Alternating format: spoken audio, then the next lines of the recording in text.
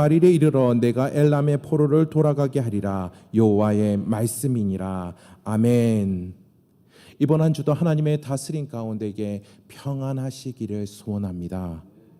49장에 이어서 계속 이방 나라들에 대한 심판을 말씀하고 있습니다. 본장에서는 그 가운데에 6나라들에 대한 예언을 하고 있는 말씀입니다. 하지만 우리가 성경을 통해서 볼 수 있는 대부분의 내용들은 하나님께서 택한 백성 이스라엘과 관련된 내용의 말씀이 참으로 많습니다. 하나님께서 만드신 세상이 타락하였으므로 하나님께서는 그 택한 백성들을 통하여서 회복케 하시는 그러한 일들을 이루시겠다라고 말씀하시는 것이지요. 그런데 본문 이 부분에 와서는 택한 백성들에 대한 내용보다는 이방 나라들에 대한 내용이 훨씬 더 많은 것들을 보게 됩니다. 이렇게 말씀하시는 이유가 무엇인지 생각해 보게 되는데요. 오늘 본문을 시작하며 암몬 자손이 벌을 받을 것이다 라고 말씀하고 있습니다. 그들은 그들의 군사적인 행동과 오만함으로 하나님의 백성이 이스라엘을 짓밟아 버렸습니다. 이에 대해 1절에서 이렇게 말씀하고 있습니다. 말감이 갓을 점령했다라고 그렇게 말씀하고 있습니다. 암몬의 신이었던 그 말감이 이스라엘 지파 중에 한 지파인 갓 지파를 점령했다라고 그렇게 이야기하고 있습니다. 이에 대해 심판의 말씀을 하시지요. 그들이 도리어 이스라엘의 점령을 당하는 그러한 일이 있을 것이다 라고 예언의 말씀을 해주고 계십니다. 에돔의 운명 역시 마찬가지였습니다. 에돔은 야곱의 형 에서의 후손입니다. 에돔의 역사를 통해 에돔은 그 역사를 통해서 계속해서 이스라엘을 괴롭혀 왔습니다. 이 예레미야 선지자가 활동하는 이 시기에도 마찬가지였지요. 그들은 자신의 지혜를 자랑하였습니다. 그러나 이들에 대해서도 심판의 말씀을 하십니다. 소돔과 고모라와 같을 것이다 라고 그렇게 말씀하시고 있는 것이죠.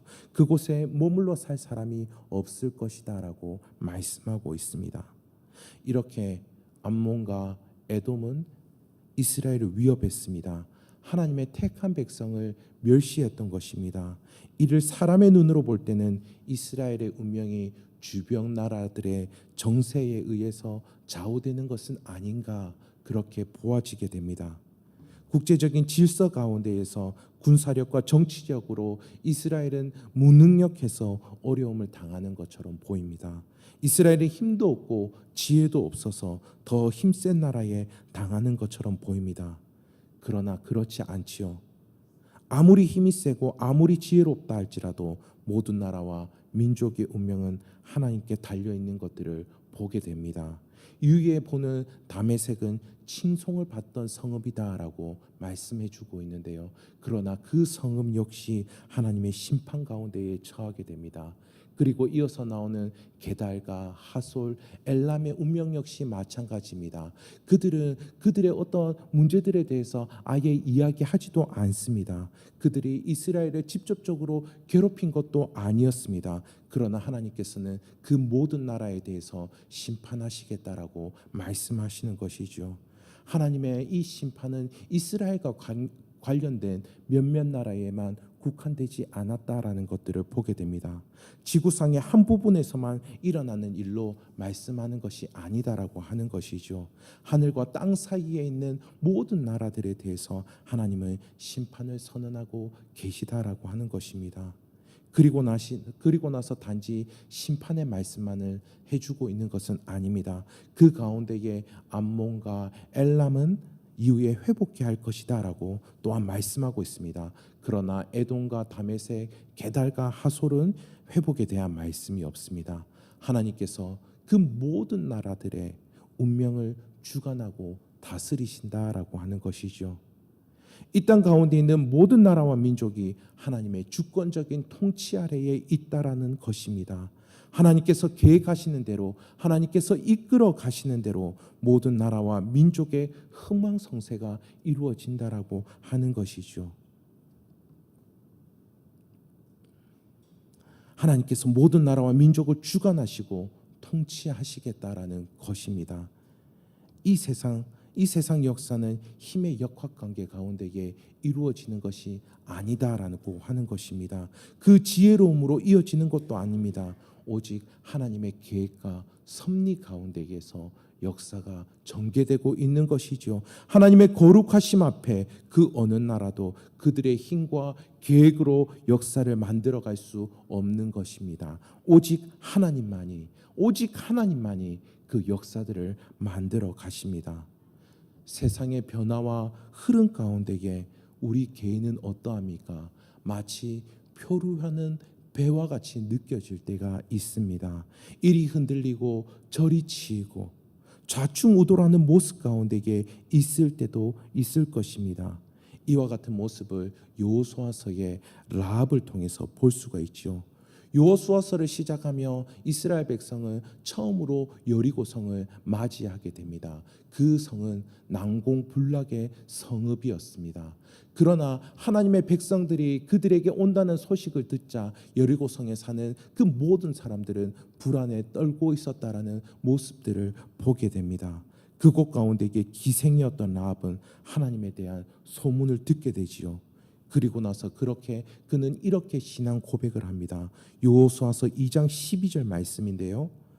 하나님 여호와는 위로는 하늘에서도 아래로는 땅에서도 하나님이시니라.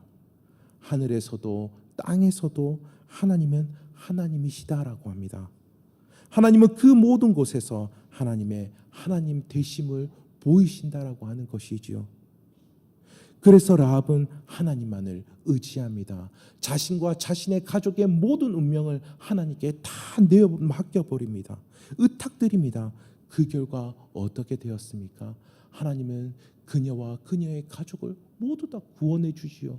그리고 거기에서 끝나는 것이 아니라 하나님은 라합을 통하여서 메시아가 오게 되는 구원의 역사를 이루어 가신다라는 것들을 우리는 확인해 보게 됩니다. 하지만 반대로 그 당시 이스라엘 백성들은 가나안 땅에 정착하고 하나님을 온전히 믿지 않았습니다. 하나님을 알고 있어. 나는 하나님을 믿고 있어. 그런데 거기에 더하여서 그 땅 가운데에 그 가나안 땅에 있던 젖과 꿀이 흐르는 그 땅에서 농경 문화의 신인 바알과 아스다롯을 우상 숭배하게 되는 사건이 일어나게 됩니다. 그 결과 어떻게 되었는지 말씀해 주고 있는데요. 가나안 사람들이 그들의 옆구리에 가시가 될 것이고 그리고 바알과 아스다롯이 그들의 올무가 될 것이다라고 그렇게 말씀하고 있습니다. 이 세상에 그 모습들을 보며 그 세상의 모습들이 무상하다라는 것을 알지 못하고 하나님을 온전히 섬기지 못한 그와 같은 결과였지요. 하지만 우리에게는 믿음이 있기를 바랍니다.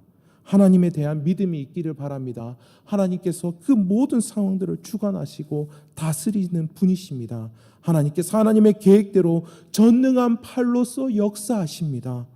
모든 나라에 대해, 땅의 모든 족속들에 대해, 심지어 하늘에 있는 모든 것들에 대해서도 하나님께서는 온전히 통치하시는 분이십니다.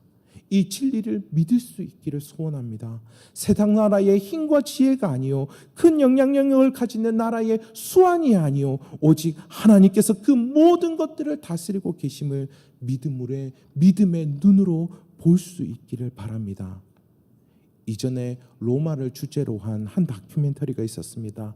로마는 한때 세계 최고의 강대국이었지요. 그런데 그 다큐멘터리의 마지막 장면이 인상적이었습니다. 해변가에 모래성이 파도에 무너져 내리는 것입니다. 파도 가운데에 아무 힘을 쓰지 못하고 그냥 결국에는 흔적조차 사라져버리고 마는 것이었지요. 세상의 모든 것들이 이와 같은 것입니다. 지금도 세상은 거대한 조류 속에 흔들리고 있습니다. 그러나 믿음의 눈으로 영적 실제를 볼 수 있기를 바랍니다. 하나님께서 그 모든 것을 다스리는 것이 실제임을 믿으시기를 소원합니다.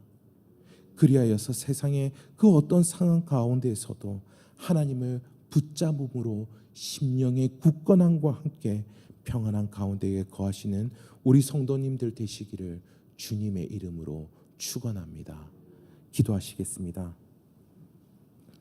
사랑과 은혜가 많으신 하나님,